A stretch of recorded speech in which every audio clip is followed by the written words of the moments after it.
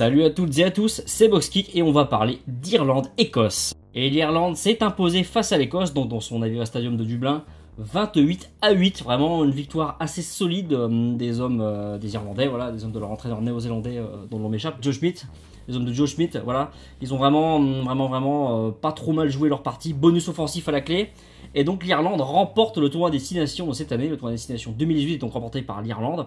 On verra la semaine prochaine s'ils réussissent le Grand Chelem, ce qui sera leur troisième après ceux de 2009 de 1948, voilà, il n'y a pas des masses non plus.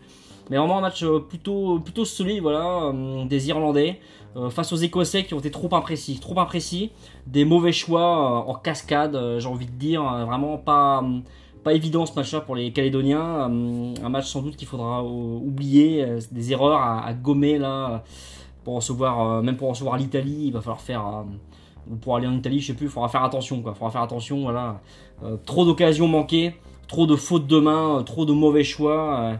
Au sol, grosse explication au sol et malgré des statistiques de possession et d'occupation intéressantes côté écossais, j'ai plus les chiffres en tête, excusez-moi, mais n'ont pas été franchement dominés dans ces domaines-là par les Irlandais, je crois même que c'est l'inverse, enfin peu importe.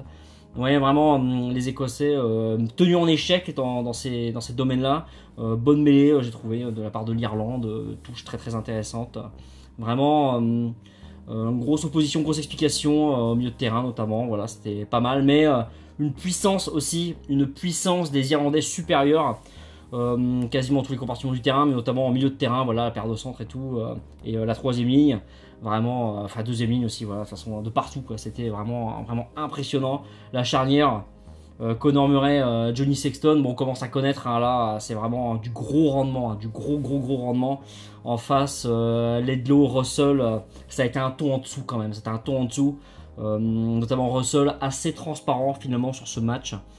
Vraiment, donc bonus offensif, franchement, contre l'Écosse, c'est pas évident, hein, c'est vraiment pas évident à faire. Et bah là, les Gallois avaient réussi, si je dis pas de bêtises.